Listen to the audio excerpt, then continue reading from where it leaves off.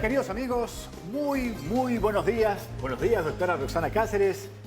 Comenzamos un nuevo programa hoy, día jueves 14 de septiembre, con recargado entusiasmo en un día un poco lluvioso que nos está sorprendiendo a Lima todos los días, pero en vivo y en directo para todo el país por la señal que une a todos los peruanos. Buenos días, doctor. Buenos días, amigos. ¿Cómo están por casa? Si ya empezó el friecito y hemos venido un poquito más abrigados, pero también queremos agradecer, queremos llenar de alegría sus hogares cada mañana y sobre todo lleno de información preventiva de salud. Y como siempre, agradecer por las diversas llamadas que tenemos del interior del país. Gracias por esa confianza, por permitirnos entrar a sus hogares y como siempre nosotros vamos de la mano para poder resolver estas preguntas con grandes especialistas de diferentes instituciones públicas y privadas. Así es, doctora. Cuerpo Médico se caracteriza por llevar la bandera de la prevención y la orientación en salud para todo el país. Y preocupados por ello y a su pedido, como todas las semanas, tenemos un programa de salud emocional y mental aquí en Cuerpo Médico. Hoy vamos a hablar acerca del ataque de pánico.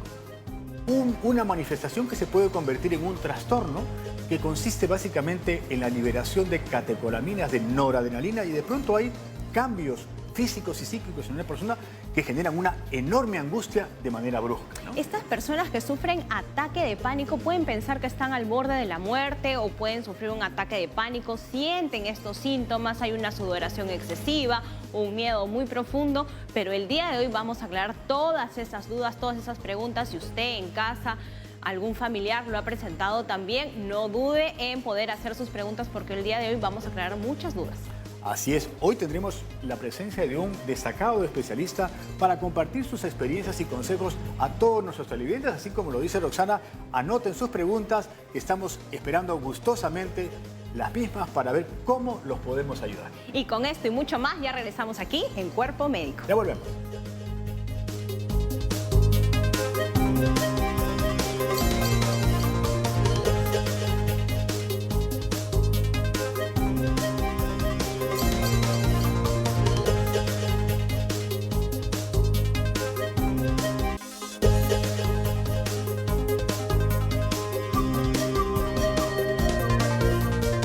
Médico tiene hoy un programa dedicado a la salud mental y específicamente al ataque de pánico. Esta manifestación que de pronto bruscamente la persona genera angustia y descarga de respuestas físicas y psicológicas porque hay la sensación pues, de falta de aire, se eleva la presión, se altera el pulso y esto es porque se libera en nuestro cerebro una noradrenalina, un neurotransmisor, hace de que de pronto la persona se desconcierte y que a veces pueden generar simulaciones de muchas enfermedades. Sí, en muchos casos llegan a emergencia, ¿no? Porque piensan que están teniendo un ataque al corazón y bueno, en emergencia ven y diagnostican pues un ataque de pánico, pero hay que darle seguimiento y el día de hoy vamos a ver cómo diagnosticar correctamente cuáles son los síntomas y cómo podemos tratar o cómo podemos ayudar justo a esta persona que está en un ataque de pánico. Eso que acabas de decir es realmente muy cierto, ¿no? Muchos de esos pacientes a veces terminan en una sala de emergencia y de ahí comienza recién el diagnóstico, porque claro, la persona con justificación va porque piensa que tiene un ataque al corazón o le falta el aire y de pronto pues descubrimos que en el fondo de ello hay un probablemente ataque de pánico o un trastorno de pánico, que es lo que vamos a conversar el día de hoy. Y para ello tenemos la grata visita del doctor Virto del Carpio. Él es psiquiatra del Instituto de Salud Mental, del Instituto Nacional de Salud Mental, a quien le agradecemos la gentileza de estar nuevamente con nosotros aquí en Cuerpo Médico. Dada su experiencia, la verdad que va a ser muy valioso compartir la experiencia y la orientación, sobre todo a todos nuestros televidentes, porque como ustedes saben, este programa quiere orientar en salud y llevar la bandera de la prevención, que es tan importante para evitar enfermedades y consecuencias. Doctor Víctor, bienvenido. Bueno, usted ya es de casa, así que muchísimas gracias por siempre acompañarnos y aclarar todas las dudas que nosotros tenemos. Pero para eso voy a dejar primero los números telefónicos para hablar de lleno ya con usted. Y en casa pueden hacer todas sus preguntas y es al 619-0774, al 619-0776 y al 619-0777. Y por supuesto también nos pueden escribir a través de nuestras redes sociales y también nos pueden volver a ver a través de nuestra señal de YouTube. Así es. Doctor Carpio, gracias nuevamente.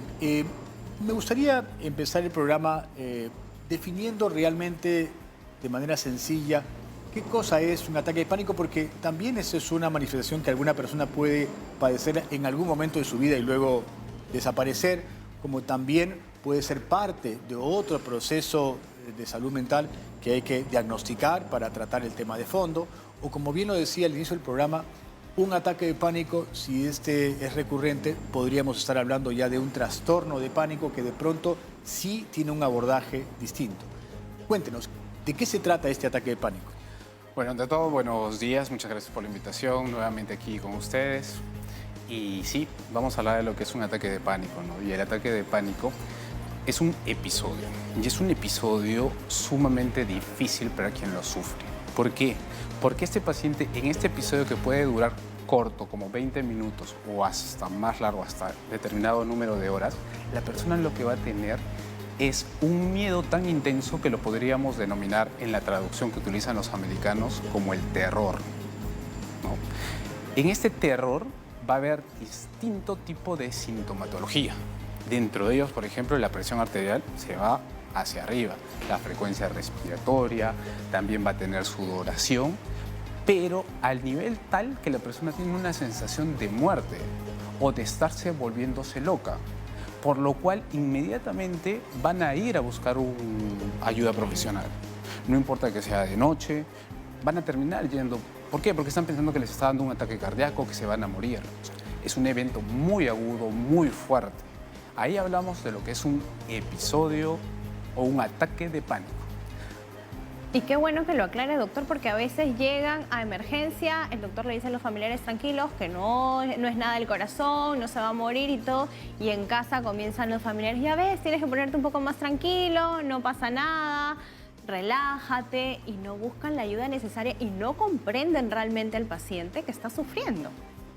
Definitivamente, ¿no? O sea, llegar hasta el punto de un terror y ese terror mantenerlo durante 20 minutos a horas es algo que es torturante para el paciente. Muchos casos pueden llegar al hospital y en el tiempo que llegaron, que demoraron, principalmente en una ciudad tan grande, es como que ya el episodio ha pasado. Entonces llegan y están tranquilos, ¿no? Pero también es importante recalcar algo. Siempre los diagnósticos diferenciales son muy importantes. La persona, por ejemplo, puede tener ataques de pánico, bien, no necesariamente solamente de una connotación psiquiátrica. Hay enfermedades también de otras especialidades que pueden desencadenar o predisponer ellos. Por ejemplo, uno bien conocido es el feocromocitoma, ¿no? Un tumor que descarga noradrenalina per se y lo que hace es producir toda la sintomatología en forma mucho más crónica. Hay que hacer un diagnóstico diferencial también con algunas patologías como el feocromocitoma, también es importante porque hay la liberación de este neurotransmisor que se llama noradrenalina que también puede darse en otras enfermedades. Vamos a hacer un break porque ya nos conectamos con Aura, que está en el Instituto Perinatal, dándonos una primicia de un momento. Buenos días, Aura. Buenos días, Aura. Buenos días, doctores. En esta mañana que ha amanecido un poco lluviosa y bastante fría, bueno, en realidad no dejamos de hablar de salud y de prevención y sobre todo de los exámenes que se pueden realizar de manera extraordinaria cuando es requerido y por eso la tecnología al nivel de salud, especialmente en los institutos de alta investigación, con los profesionales es importantísimo. Y para poder abordar este tema y complementar un poco lo que también se está desarrollando en el canal, pues nos encontramos en una casa, realmente, que es el Instituto Nacional Materno Perinatal.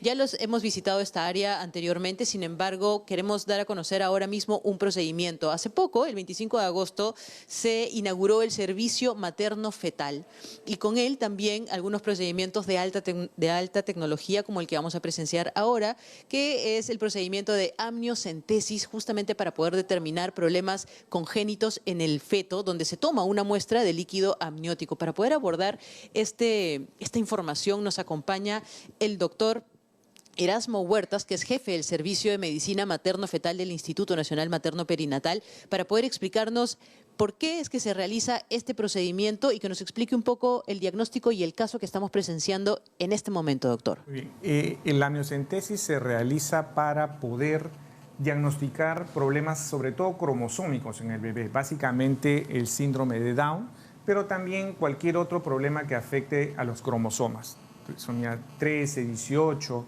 ¿no? En cualquiera de ellas. En el caso especial estamos con una paciente de 33 años, 15 semanas, que en su ecografía genética presenta una translucencia nucal incrementada, 3.9 milímetros, asociada a otros marcadores de síndrome de Down, como es el hueso nasal ausente y el ductus venoso reverso. Por ese motivo se le ha programado para hacer la amniocentesis, extraer líquido, llevarlo a genética y poder verificar el número de cromosomas. Perfecto. Entiendo que ya se ha hecho una revisión previa para poder ubicar el punto donde se va a realizar el procedimiento. Cuéntenos, por favor, doctor, y demuéstrenos en todo caso cómo es que se realiza este procedimiento. Y también, ya nos mencionó qué patología podría determinarse, pero sin embargo, ¿existe algún riesgo mientras lo realiza, por favor? Claro. Previamente al procedimiento, ¿no? Nosotros tenemos que mapear la zona donde vamos a ingresar para poder estar seguros de que no hay placenta, no hay feto, ¿no? La placenta está aquí abajo, el feto está a este costado, entonces tenemos una ventana de líquido amniótico que se ve color negro, ¿no? Y que nos va a asegurar un procedimiento sin complicaciones, ¿no? Escuchamos también los latidos del bebé para verificar que está vivo antes del procedimiento, ¿no? Y se está moviendo, ¿no? Y luego lo volvemos a corroborar al final, ¿no? Entonces, una vez que ya hemos hecho este mapeo, ¿no? Ubicamos la zona a punzar y hacemos el proceso de desinfección, ¿no? Con una sustancia que es el iodopovidona en este caso, para estar seguros de que la piel no hay gérmenes, ¿no? Después de eso ya pasamos al procedimiento. Por favor, ¿no? adelante. Entonces, usamos guantes estériles, ¿no? La jeringa, la aguja, perdón. Una aguja especial de amniocentesis que también es una aguja estéril, una aguja delgada pero bastante larga para poder atravesar la pared abdominal y el útero hasta llegar a la cavidad amniótica. Usted nos mencionaba, doctor, mientras va preparándose, que existen algunos riesgos bastante mínimos, pero que la paciente tiene que ser consciente de ellos. ¿Puede comentarlos, por favor? Claro. Como es un procedimiento invasivo, tiene riesgos potenciales. El principal riesgo es la pérdida del embarazo, es decir, el aborto, aunque se ha demostrado que este riesgo no llega a ser el 1% de veces, ¿no? También puede haber un riesgo de rotura de membranas por el procedimiento, que eso también puede originar que se pierda el embarazo, y finalmente puede haber la infección intrauterina que también puede llevar a la pérdida del embarazo. Entonces aquí ya estamos, ¿no? Frente a la paciente, ¿no? Estamos introduciendo la aguja, en todo momento la aguja estamos viendo por dónde va, ¿no? Y ahí está, ingresamos ya a la cavidad uterina, a la cavidad amniótica. Ahí está la punta de la aguja en la zona negrita. Entonces le pedimos a la enfermera que aspire el líquido.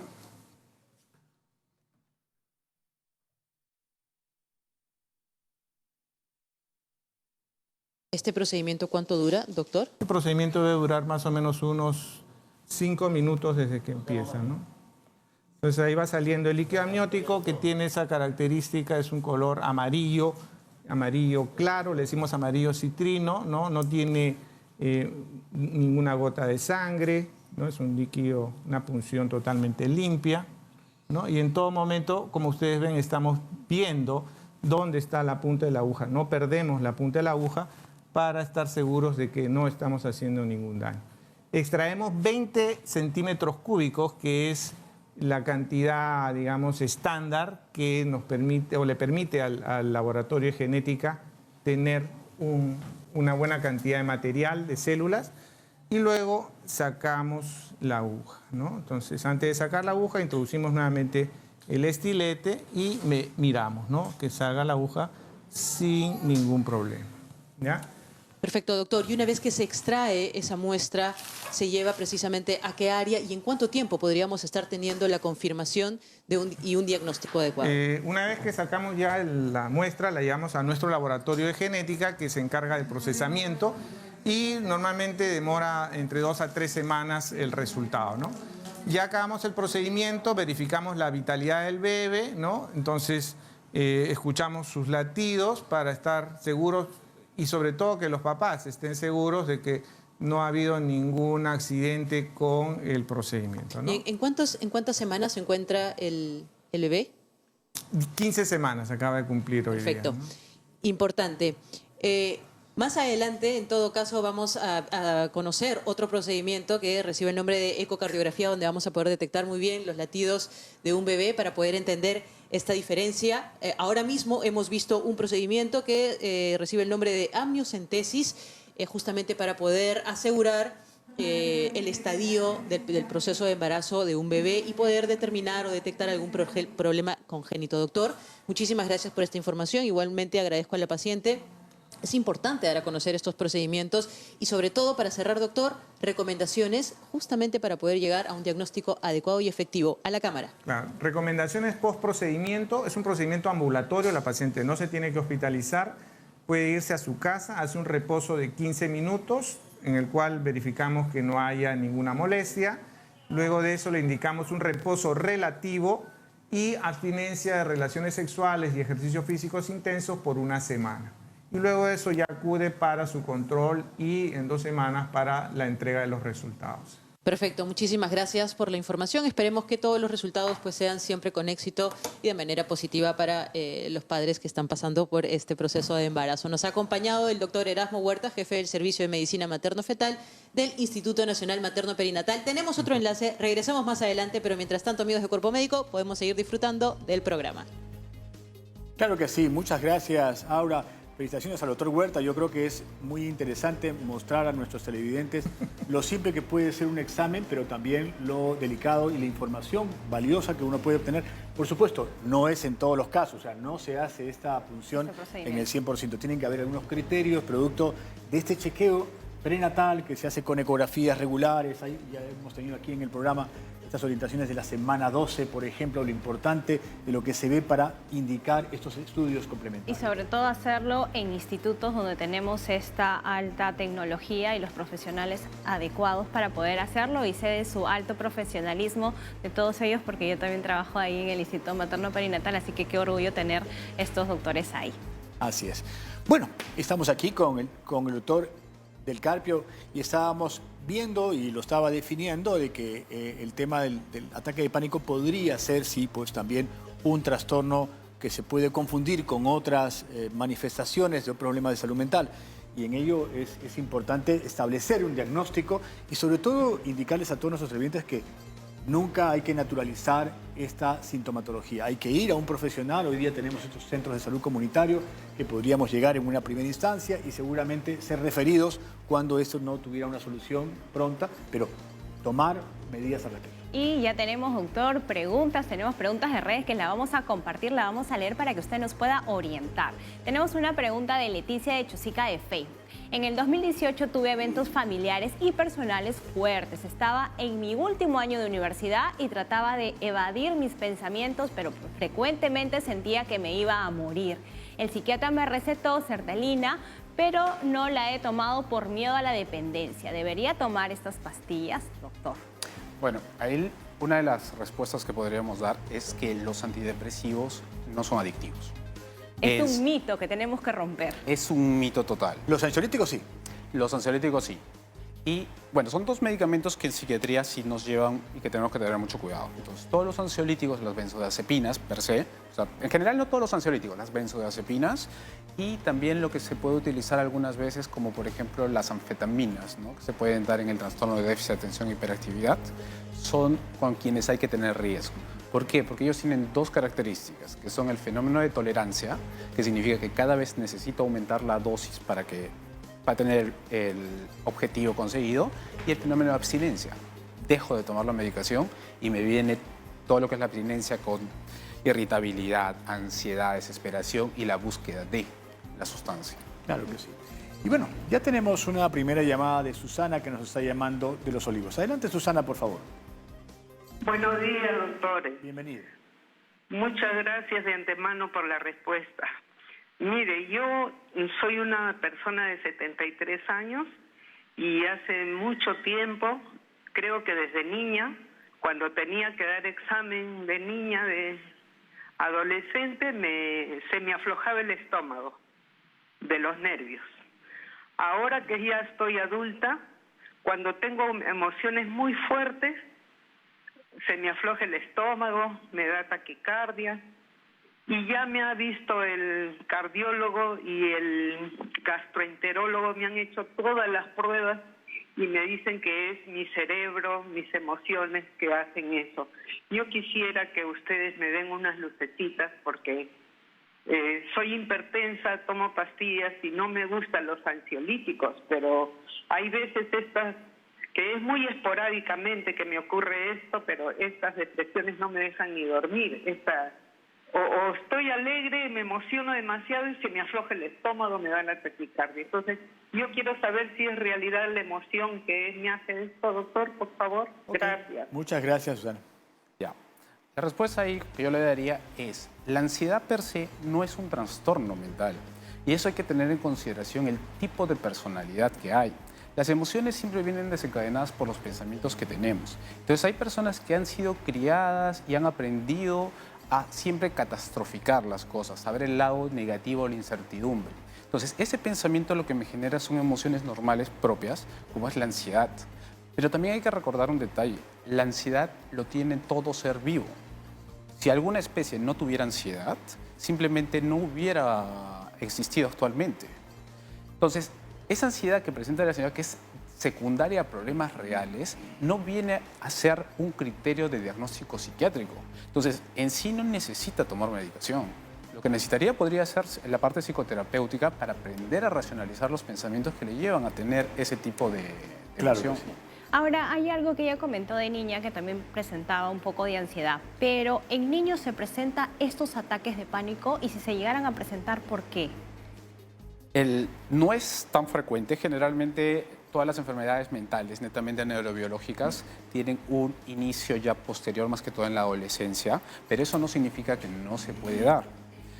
Los niños, su cerebro está en constante crecimiento. Entonces, ellos, mientras más factores negativos están involucrados, mucho más riesgo tienen de desarrollarlo. Hay, por ejemplo, un estudio donde muestran lo que son las resonancias magnéticas entre los niños que son víctimas de violencia y los que no son víctimas de violencias. Y definitivamente el desarrollo cortical y de las interconexiones neuronales y qué zonas específicamente están alteradas, tiene una diferencia significativa que está a 2 desviaciones estándar. Entonces, todos esos factores estresantes limitan su desarrollo y predisponen a que la persona en la edad adulta pueda desarrollar cualquier otro tipo de enfermedades mentales. Ahora, cuando nosotros hablamos de la ansiedad, nosotros podemos decir, sí, no es importante, pero sabemos que la ansiedad se produce en el cerebro una hormona, esa hormona también lo que va a hacer es estimular y se van a producir las hormonas del estrés. Y las hormonas del estrés van a producir un proceso inmune en el cerebro. Este proceso inmune del cerebro lo que va a hacer es que los factores de crecimiento caigan y simplemente cualquier tipo de enfermedad relacionada a la ansiedad lo que van a producir es apoptosis, que significa muerte neuronal. Y la muerte neuronal es irreversible. Muy bien. Y bueno, ya tenemos otra consulta de Chorrillos. Persa nos está llamando. Muy buenos días. Adelante. Buenos días. Bueno, mire, mi consulta, lo que pasa es que mi esposo hace más o menos 12 días, está con un tema cardíaco, aparte que es hipertenso y bueno, es diabético. Y el tema es que se contagió de COVID. Y la verdad que sí estuvo grave, estuvo internado 3 días en el hospital Casimiro Ulloa, es más, estuvo en trauma shock. Gracias a Dios, pues sí hizo lo que me comentó el médico, que sí reaccionó al tratamiento, ¿no? Estuvo con oxígeno por 2 días y ahí al 3er día prácticamente ya se lo quitaron. El tema es que ya está de alta, está en casa. El problema es de que en las noches, al acostarse, siente como que le falta el aire, está durmiendo hasta con el oxímetro, ¿no? Entonces yo le digo, pues de repente te estás psicoseando, porque como ha estado prácticamente pues al borde de la muerte, entonces no duerme toda la noche, ¿no? Entonces obviamente es un problema también, porque a mí también me tiene en vela, ¿no? Y cada que se echa, así esté sentado y cierra los ojos para dormir, le da como que no sabe ni explicar, ¿no? No sabe ni explicar qué es la sensación, si es ataque de pánico o si es ansiedad. El tema es que él siente que le falta la respiración, entonces quisiera saber si cuál sería el problema aquí, si es algo psicológico o es algo físico, ¿no? Gracias, Persa.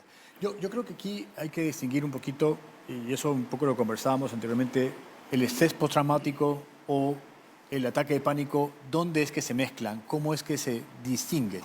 Ya, lo que sucede es que el estrés postraumático es un diagnóstico psiquiátrico que se da cuando la persona ha estado expuesta a una situación de inminente riesgo de su vida o de la vida de otra persona. Por ejemplo, este caso. Podría serlo, no, porque aquí estaríamos solamente hablando en base de sugestión. O sea, no tengo la información correcta, no lo podría decir. Podría ser. Digamos que una persona que tuviera trastorno de estrés postraumático, para poder hacerle el diagnóstico, tiene que tener un conjunto de criterios. Dentro de ellos, por ejemplo, vienen lo que son los flashbacks, que son imágenes vívidas del episodio, que vienen, la persona está tranquila o está durmiendo, y vienen, y eso viene desencadenado por una descarga de neurotransmisores, principalmente la noradrenalina, produciendo toda la sintomatología que hemos hablado. Pero también, por ejemplo, en este caso, es algo muy frecuente que yo estoy viendo en los pacientes, que pacientes que han tenido COVID están presentando síntomas de ansiedad. Y es un diagnóstico que actualmente está en pleno estudio, que es lo que se denomina el long COVID. Y el long COVID lo que están viendo es si es que tiene algún tipo de correlación con lo que se denomina el síndrome de fatiga crónica, que ya fue diagnosticado desde el año 1990. Pero, ¿por qué? Porque se está viendo que la prevalencia pre y post-COVID está aumentando de 0.2 a 0.6%.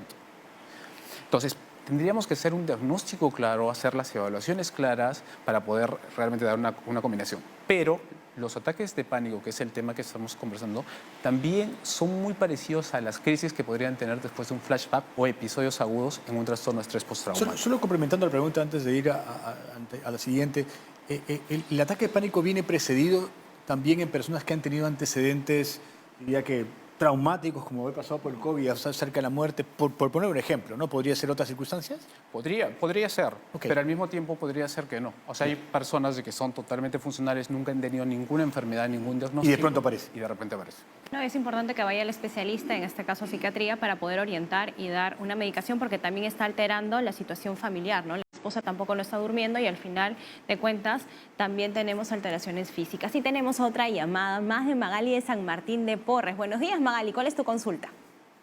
Buenos días, disculpe, mire, yo hace alrededor de 3 meses tuve una pelea, una discusión fuerte familiar, de lo cual en el transcurso del día estuve normal y en la noche cené normal, me siento en el sillón y en ese momento como que siento que mi corazón empezó a correr tan rápido y una pesadez en mi cabeza. Sentí que me iba a morir, se lo juro. Llegué, pero de una manera de emergencias al hospital del Cayetano y llegué con presión de 155, lo cual yo jamás he sufrido depresión. De ahí empezó todo.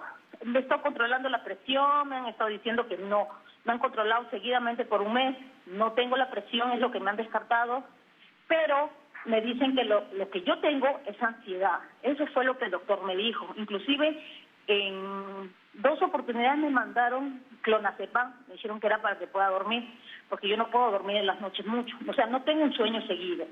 Y la verdad, esto como que me ha calmado recién hace un mes, era, pero sí ha sido constante lo que me ha estado viniendo. Muy bien, Magali, hemos entendido tu pregunta, te vamos a orientar con el doctor. Ya. Uno de los puntos que también conversamos anteriormente es sobre las benzodiazepinas, ¿no? O sea, si bien las benzodiazepinas son un tratamiento para controlar la ansiedad, pasado el efecto de la benzodiazepina, te viene el efecto rebote, que significa que la ansiedad vuelve a su nivel inicial o hasta superior. Entonces, realmente es necesario el manejo de las benzodiazepinas. En determinadas circunstancias, sí, que lo podríamos explicar, pero el tratamiento de base vienen a ser los antidepresivos.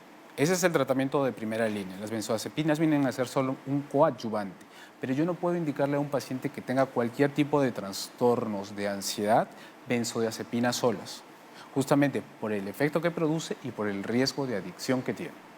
Muy claro, yo creo que después del corte, porque ya tenemos que ir al corte, vamos a hablar acerca nuevamente de las benzodiazepinas, que quizá ustedes no lo tienen claro, pero es el alprazolam, clonazepam, todos los cepanes que quizá los pedimos hasta libre de venta y eso la verdad que tiene un impacto muy negativo y la gente lo toma como cualquier cosa en la farmacia. También ya viene el bloque nutricional, pero vamos al corte y ya regresamos para seguir hablando acerca del ataque de pánico.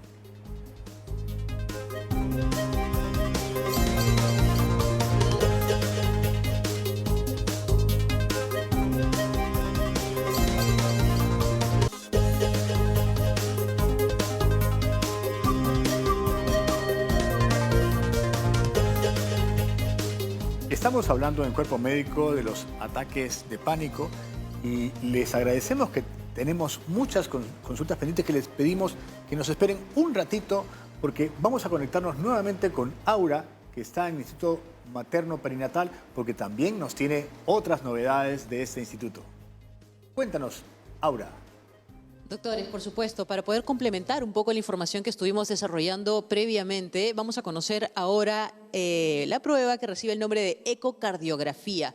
Puede ser un complemento de la prueba anterior o también puede ser una prueba que se realiza de forma aislada, pero con una indicación bastante puntual. Para poder abordar este tema rápidamente nos acompaña la doctora Rosa Ballenas, que es médico gineco-obstetra, especialista en neonatal del Instituto Nacional Materno Perinatal. Doctora, cuéntenos por favor qué podemos determinar con esta prueba y a qué pacientes se le indica de manera determinada. ¿Qué tal? Buenos días. La intención de esta ecografía, que básicamente tiene diferentes pasos que buscan ver que el corazón del bebé esté bien formado cuando el bebé todavía está dentro de la barriga de su mamá. Entonces, ¿en qué momentos o en qué circunstancias se solicita esta prueba? Puede ser porque la mamá ha tenido el antecedente de ella misma tener un problema en el corazón o algún hijo anterior, o también en una circunstancia en la cual la mamá tiene algún tipo de condición médica que hace que sea de mayor riesgo de que tenga alguna condición en el corazón su pequeño. Antes de continuar, podríamos escuchar en todo caso los latidos de esta paciente, del paciente que tenemos en la barriguita de la mamá. Sí, claro.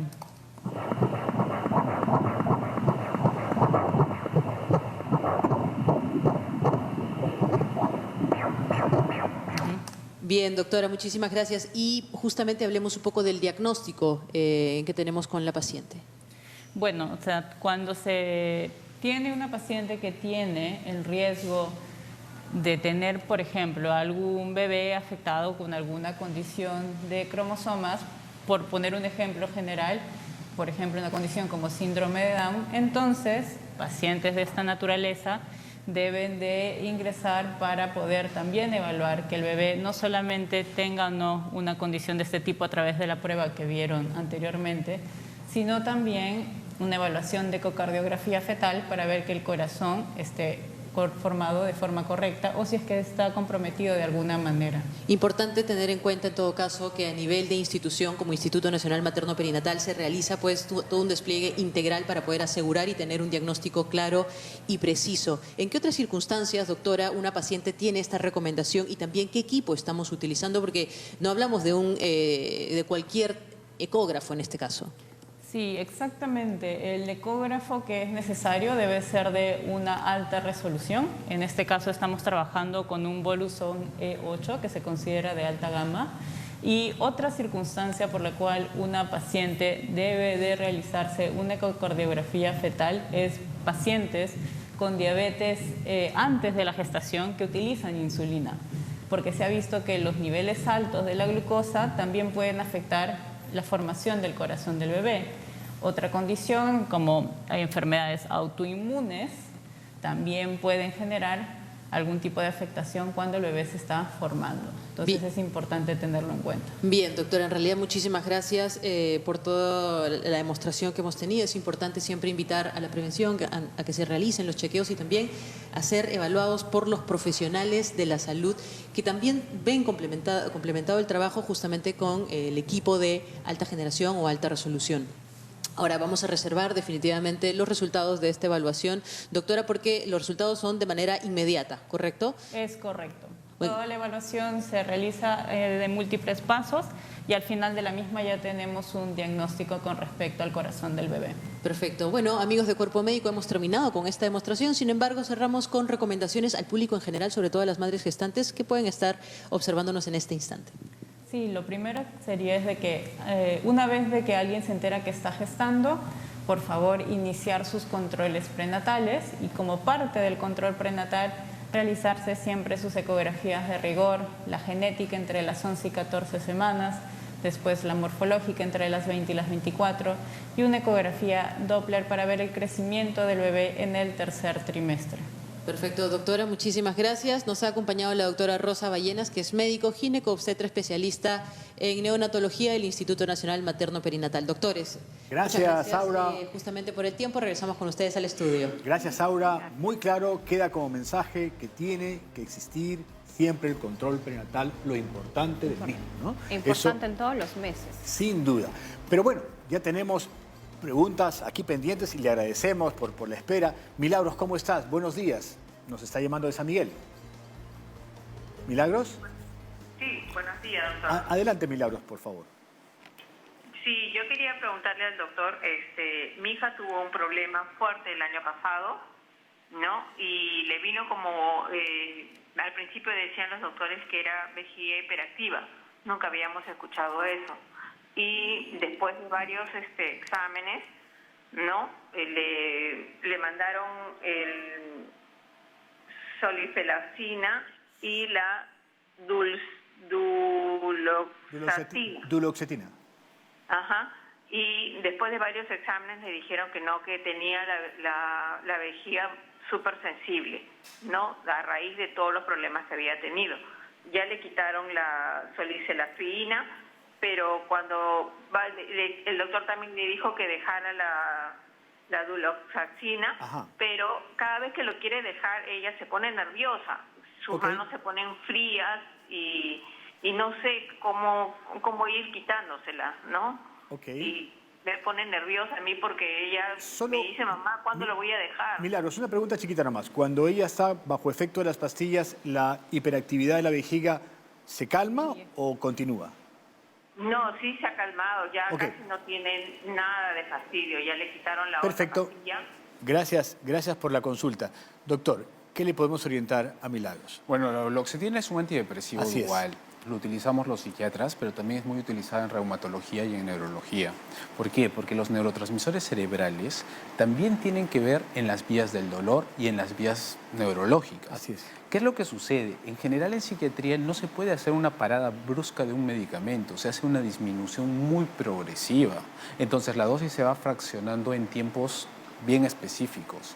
Hay personas que lo toleran mucho más rápido y hay otras personas que no. Entonces la recomendación principal es ello, ¿no? O sea, que si ya le están suspendiendo el medicamento porque ya no hay necesidad de ello, la suspensión tiene que ser en forma progresiva en el tiempo que la persona lo acepte. Excelente consejo. Y un poco para aclarar el término, vejiga hiperactiva es una vejiga que está hiperexcitada y que tiene una frecuencia miccional muy alta y que aparece a veces por causas exógenas. En una de esas puede ser el sistema nervioso, ¿no? Y de repente ella tiene miedo de estar yendo a cada momento al baño, entonces también está el temor de dejar la pastilla. Y tenemos otra llamada de Edith de Cercado de Lima. Edith, buenos días, ¿cómo estás? Edith, buenos días. ¿Aló? Aló, Edith, te escuchamos. ¿Aló? ¿Cuál es tu consulta? ¿Qué tal? Buenos días, gracias por el pase. Llamo del INSE. Mi pregunta es, siempre he tenido curiosidad por saber si todas estas enfermedades, si es que así se puede decir, como el ataque de pánico, la ansiedad, la depresión, son congénitas o aparecen a lo largo de la vida por diferentes episodios, ¿no? Muy bien, muchas gracias por tu consulta. Bueno, en ese caso es una mezcla de los dos, ¿no? O sea, todas las enfermedades mentales tienen una causa multifactorial. La parte genética definitivamente es muy importante, principalmente el temperamento y cómo se componen las vías cerebrales, pero la parte ambiental también. Las personas que están, por ejemplo, predispuestas a situaciones muy estresantes definitivamente van a presentar mayor sintomatología o prevalencia de enfermedades mentales. Ok. Y bueno, llegó el momento nutricional con Milagros Aburto para saber cuál es el sabor de la felicidad. Estoy muy curioso de saber de qué se trata. Milagros, buenos días. Milagros, buenos días.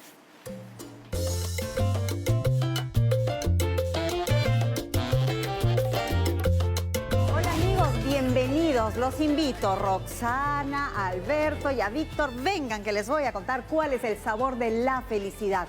Porque cuando nosotros hablamos de la felicidad como una emoción, definitivamente son emociones que tienen un tiempo de duración. Porque hablamos, nosotros tenemos que ser felices, pero tampoco es de que vamos a estar todo el día, 24/7, felices, radiantes, porque ahí, si no, el consultorio de Víctor va a estar lleno, porque algo está pasando. Entonces, es una emoción temporal, como puede ser la tristeza, la ira, y que tenemos que aprender también a llevarla.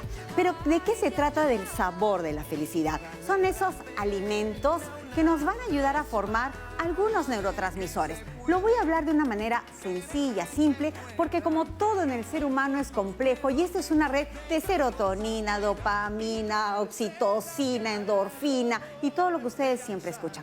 Pero quiero explicar de aquellos alimentos que nos van a ayudar porque contienen triptófano o triptofano, como gusten decirlo, pero tienen la posibilidad de ayudarnos a formar serotonina, que va a tener esa acción en el cerebro de bienestar, mejorar la concentración, hacernos sentirnos bien, ¿no? Con placer, etcétera. Que la oxitocina también nos hace sentir ese placer y también las endorfinas. Pero estamos hablando de esta sensación de bienestar general. ¿Y qué es lo que ocurre? Tenemos nosotros el triptófano que forma serotonina, pero la serotonina también se forma 95% en el intestino. Por lo tanto, tenemos que cuidar no solamente estos alimentos que nos van a dar el triptófano, sino también nuestros habitantes llamados microbiota, ¿no es cierto?, para que estén equilibrados, para que este eje intestino-cerebro funcione correctamente. Entonces, vamos con esos alimentos. Tiene que ser el plátano, avena. De los frutos secos, las nueces son los que nos ayudan a formar, los que nos va a aportar más triptófano. Generalmente está en todas las proteínas, por eso también en las carnes, los lácteos, ese viejo, digamos, cuento o actitud de las abuelas que nos daban lechecita caliente o la mamá y nos íbamos a dormir rico. Y también está, por supuesto, en el yogur. Yogur menciona aparte porque tiene probióticos que me van a ayudar, por supuesto, a tener una buena colonia en el intestino. Pero hay que cuidar también ese equilibrio con los famosos prebióticos que los vamos a encontrar aquí en el plátano, la cebolla y otros alimentos. ¿Por qué hago una aparte de la vitamina C y de los cítricos, que son dos cosas diferentes? Pero vamos a hablar de la vitamina C, porque cuando tienes estrés, también la vitamina C se va a gastar mucho. Tiene que ver también con mantener la serotonina, la dopamina. Y es importante que nosotros podamos incluir naranjas, pimientos, papa, kiwi, papaya, que son muy ricos en vitamina C. Las menestras, legumbres, también nos van a aportar mucho triptófano, pero las pongo en este grupo porque vamos a hablar de cómo podemos nosotros ayudar a regular mejor el estrés, dándole al cuerpo algunos nutrientes que son necesarios porque disminuyen cuando tenemos estrés. Y tiene que ser una dieta completa, pero prácticamente hablamos del complejo B, magnesio, que tiene una importante relación con el sistema nervioso, calcio, también el zinc, hablamos de sistema inmune con todo esto también, y de los alimentos de color morado, porque son ricos en antocianinas, que son antioxidantes, que tienen un efecto con el estrés.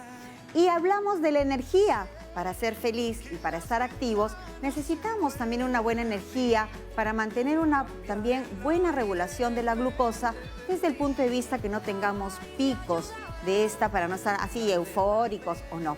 Entonces tienes aquí los productos integrales. Si te das cuenta, no hay magia en esto. Simplemente lleva una dieta completa, variada, pero incluye además una buena música que tiene un impacto a nivel cerebral. Hazte un playlist lindo, usa colores vibrantes. Y tú dirás, oye, pero hoy te vestiste de negro. ¿Por qué estás de negro si hablas de felicidad, de bienestar? Pero me puse un pañuelito de muchos colores que le van a dar alegría a mi atuendo. Recuerda que los colores también tienen un impacto en el cerebro y especialmente cuida lo que piensas para que tu ánimo esté siempre bien. Así que ya conocen el sabor de la felicidad. Muchas gracias, Milagros. Qué interesante. Como siempre aprendemos mucho. Así es, hemos aprendido de alimentos serotoninérgicos que nos hacen sentir muy tranquilos y muy felices. Y me he olvidado de decir que también acá el abuso de algunos suplementos pueden hacer que haya mucha serotonina, pero eso ya será otro tema. Muy bien.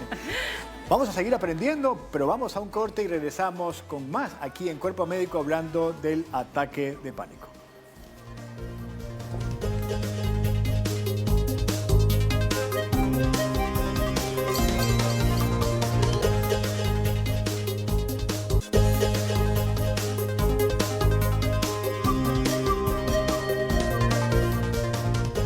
Estamos hablando del ataque de pánico y tenemos todavía muchas inquietudes y el tiempo nos gana, pero no queremos dejar de atender a María, que nos está llamando del Cercado de Lima. Adelante, María, por favor. ¿María? Adelante. Aló, buenos días. Cuéntanos, María. Quisiera preguntarle al doctor Carpio, por favor. Yo soy muy ansiosa, tengo 72 años. Y estoy tomando demasiado alprazolam. A mí me lo recetó el doctor, pero ya hace muchos años, lo tomo ya tengo 72 y lo tomo más de 50 años. No puedo dejar de tomarlo. Cuando lo dejo de tomar, me da como pánico, me pongo más nerviosa, me da como una desesperación a mi corazón y las manos como que se me entuman, mi cuerpo se desvanece, me siento mal que tengo que correr a tomarlo. Muy bien, María. ¿Qué podría hacer? Muchas ¿Está gracias. bien o está mal? Gracias por tu pregunta, María, porque yo quería complementarla, porque es un tema que para mí quedó pendiente de la vez pasada y la de ahora misma, ¿no? El uso indiscriminado de las benzodiazepinas, en este caso el alprazolam, ¿no? Que se vende muy alegremente, más allá de que a veces se piden receta o no, pero la gente se automedica. Mira, 50 años tomando una pastilla y los impactos los vemos en el largo plazo, ¿no? ¿Qué le podemos aconsejar? Para ella y para todos los que toman algunos ansiolíticos, ¿no? El detalle viene de que en este caso, o sea, después de tomar largo tiempo y por lo que estaba comentando, que ya tiene una abstinencia y una tolerancia y que está alterando las... Claro, hay un cuadro distinto, ¿no? Ahí hay una... Tú me comentaste la vez pasada de no tomar alprazolam y tomaba chiquito, ahí 0,25, ya no tomo nada y creo que en realidad se puede sobrellevar esto sin... A veces uno lo toma como un aditivo y no lo necesita, ¿no? Ahí vendría ya también a evaluarse si realmente cumple los criterios para hablar de una dependencia. O sea, de una adicción a los sedantes o a las benzodiazepinas. Eso es un manejo ya a largo plazo, entonces va a tener que ser evaluado por los psiquiatras para ver si es... ¿Pero hay soluciones para ver cómo puede migrar hacia otra medicación? Es un manejo a largo plazo, es un manejo tal cual en adicciones, lo podremos manejar con una retirada progresiva y muy lenta del medicamento, tratando de tolerar esa abstinencia que le está generando, ¿no? Lamentablemente tomar las benzodiazepinas sí se puede indicar, generalmente en todo lo que tiene que ver con ansiedad, pero por tiempos hasta 4 a 6 semanas. ¿Y por qué el tiempo de 4 a 6 semanas como máximo? Para evitar riesgos y 2, porque los antidepresivos que se utilizan tienen un efecto en el momento actual a la 4ª, 6ª semana, para yo saber eficacia. Actualmente ya están saliendo otros medicamentos nuevos en el mercado que incluso ya están entrando en la parte privada en el país, de que ya te dan una respuesta hasta la semana, ¿no? Entonces, o sea, tú combinas el efecto del antidepresivo con el ansiolítico para el primer efecto de los primeros 4 semanas, mientras que el antidepresivo ya hace efecto. Exactamente, Okay. ¿no? Para evitar que el paciente desde el primer inicio comience a presentar esa ansiedad. Perfecto. Pero, ¿cuál es la técnica de este medicamento? Que las benzodiazepinas están subiendo, o sea, comienzan en una dosis X y van a ir bajando progresivamente en estas 4 semanas o 6 semanas. No es que a la 4ª, 6ª semana yo la suspendo bruscamente, porque si yo la suspendo bruscamente, la persona se va a sentir totalmente ansiosa y va a buscar. Manejo profesional, ese es el Muy mensaje, bien. ¿no? Doctor, ¿el consumo de alcohol o drogas puede desencadenar un ataque de pánico? Y otra pregunta más, ¿cuáles vendrían a ser las estrategias recomendadas ante un ataque de pánico si algún familiar o un amigo lo presenta? Ya, sí, todas las drogas te pueden desencadenar. ¿Por qué? Porque estamos hablando que las drogas y también el alcohol, solo que en distintas maneras, están actuando con neurotransmisores, ¿no? Distintos neurotransmisores. Entonces, al actuar te pueden, por así llamarlo, disminuir ese umbral de una ansiedad de lo que podríamos llamar normal y te pueden desencadenar a las personas que están predispuestas para ello. Hay personas que consumen anfetaminas estimulantes, bota todos los neurotransmisores de golpe y sí, eso te va a generar un ataque de pánico que está descrito, ¿no? Entonces hay que tener mucho cuidado. Ahora, las recomendaciones durante el episodio son un poquito difíciles. ¿Por qué? Porque la persona cuando esté en un evento de terror extremo, fácilmente no va a estar recordando, ¿no? Pero una de las recomendaciones que se podría hacer es que las personas respiren en una bolsa de plástico o de papel. ¿Por qué? Porque al menos así voy a poder quitar una de las sintomatologías, que es el hecho de las parestesias que se comienzan a dar porque por esa respiración rápida. ¿El deporte ayuda? Definitivamente, ¿no? El deporte ayuda muchísimo. ¿Por qué? Porque te libera endorfinas, que tiene que ver con el sistema opioide, te regula la serotonina, te regula la noradrenalina y en forma general esa sensación de bienestar es un factor protector. Excelente, doctor Víctor del Carpio. Muchas gracias por sus consejos. Hemos aprendido de las benzodiazepinas, de los antidepresivos que no generan dependencia, de que la actividad física regula los neurotransmisores y sobre todo que tiene que chequearse con un doctor cuando de pronto aparece un ataque de pánico y no hay que naturalizarlo. Y Gracias. anunciar este septiembre, súmate a la Liga contra el Cáncer, esta colecta nacional del 2023. Por favor, ayúdanos a salvar más vidas en cuanto a la prevención y tratamiento. Todos como peruanos nos debemos unir a esta gran colecta, ya saben, todas las latitas a llenarlas. A todos ustedes, muchas gracias por su sintonía. Nos estimulan muchísimo todas sus preguntas. No se olviden, mañana tenemos un gran programa hablando de la osteoporosis.